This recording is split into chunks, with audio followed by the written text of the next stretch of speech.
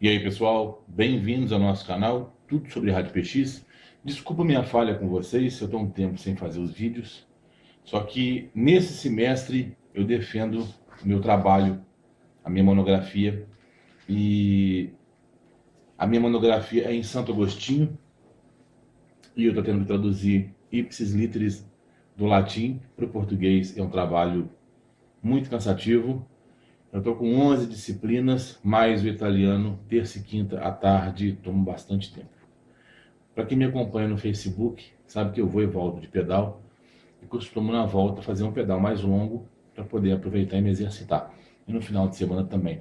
Então o tempo fica realmente escasso para poder estar aqui com vocês todo dia participando, mas assim que resolver essa parte, o curso em bacharelado eu formo agora no final do ano, no meio do ano que vem em licenciatura, e eu fico mais aliviado durante um tempo, porque o mestrado são 2 anos, mas não são todas as aulas presenciais, tá ok?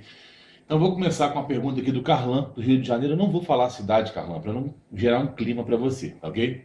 Alemão, ultimamente tenho escutado barbaridades no rádio, fico sem graça e o pessoal da minha cidade não é tão inculto assim. O que eu poderia fazer para resolver isso?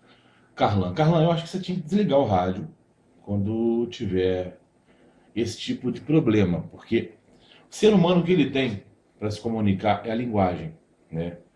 Começou lá na antiguidade com a pictografia, com as imagens, e o ser humano tinha que passar para frente o conhecimento.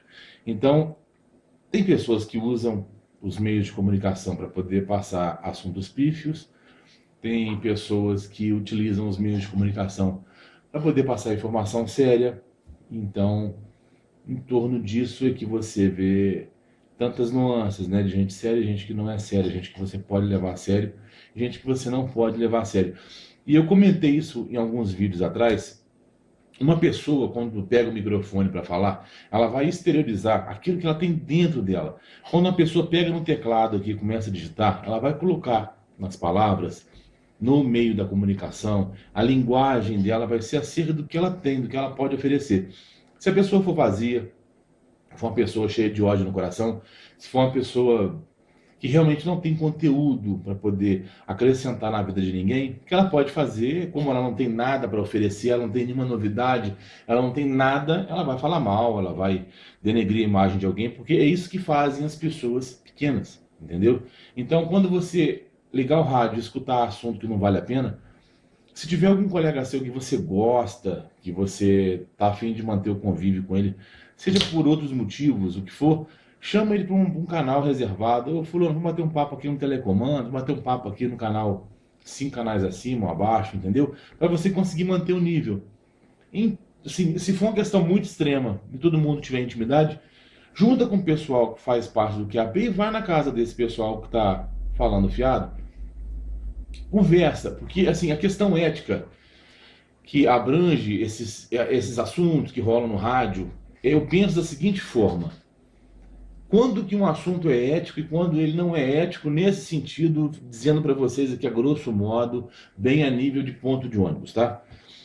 Quando que um assunto ele é ético e quando ele não é ético. Então a gente não pode confundir a ética com a moral, que são coisas completamente distintas, embora caminhem para e passo.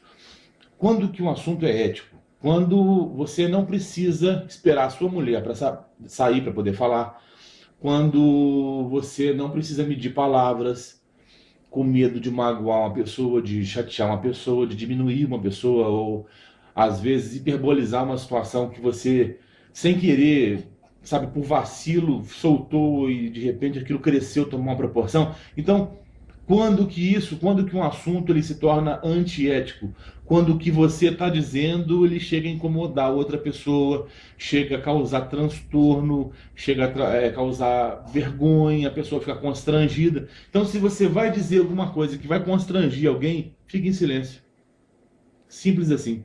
Porque de repente você pode estar com a sua esposa aqui, almoçando, às vezes no caminhão, ou no carro, ou em casa, o radinho na mesa ali, seus filhos, o rádio, a sua maior referência de segurança, tá ali do seu lado. Aí o cara começa a falar uns assuntos que não precisa, coisas assim de sexualidade, assuntos às vezes que são preconceituosos, assunto de política, e quando rola política, rola religião, rola futebol, rola palavrão, rola um monte de coisa. Eu acho que não precisa.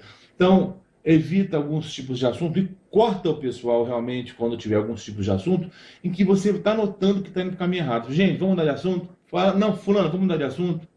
Ó, tô saindo. Para a pessoa perceber realmente que você não está afim. Tá ok, Carlão? Evita.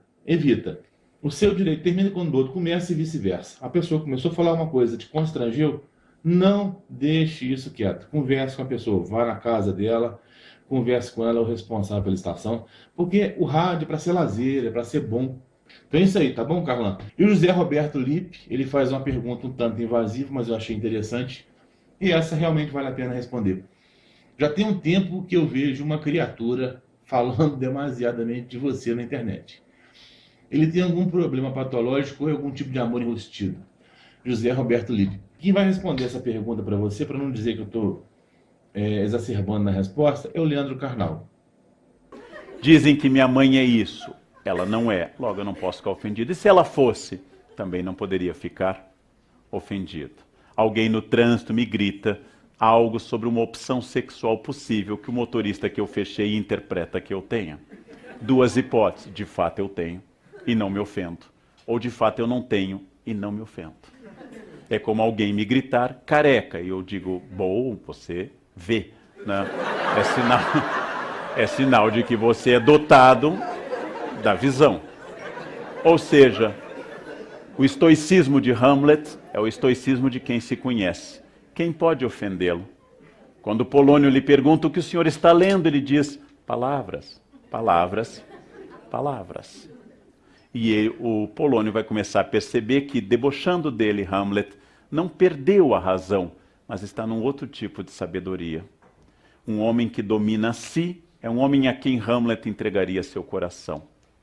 A consciência moderna nos leva ao grande mal da modernidade que ninguém resolveu e Hamlet apenas destapou essa pequena caixa de Pandora, a solidão estrutural da consciência moderna.